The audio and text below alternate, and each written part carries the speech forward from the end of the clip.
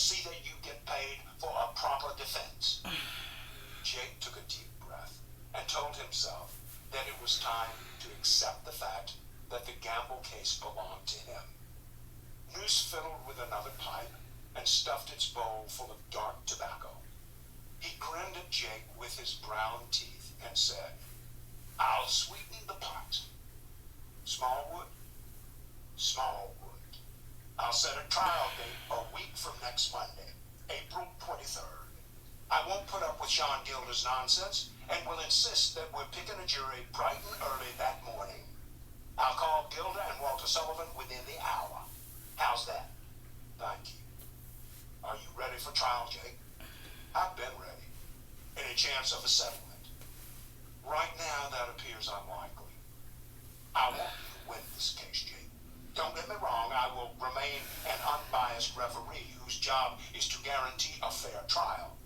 But I'd love to see you pop Gilder and Sullivan and that railroad for a big verdict." "So would I, Judge. I need it." Noose puffed and chewed on the stem. He said, "You and I are not very popular right now, Jake, judging by this stack of letters I've received from Ford County and from phone calls, some anonymous, some not. They think we've already found the boy insane and let him off. Are you worried about this during jury selection?"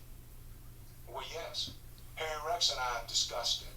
He's more worried than I am because I still believe we can find 12 jurors with open minds."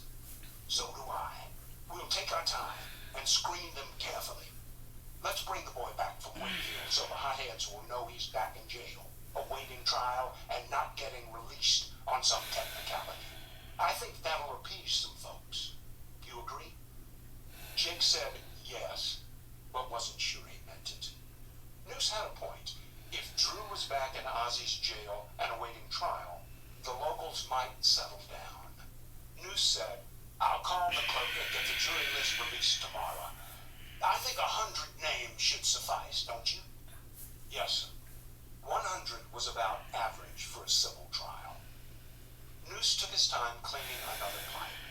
He carefully added more tobacco, lit the pipe, savored the smoke, then stood, unfolding his lanky frame out of the chair with some effort. He walked to a window and gazed out as if taking in a beautiful landscape. Without turning around, he said over his shoulder, "Something else, Jake. Something off the record, okay?" He seemed burdened with an unpleasant thought. "Sure, Judge.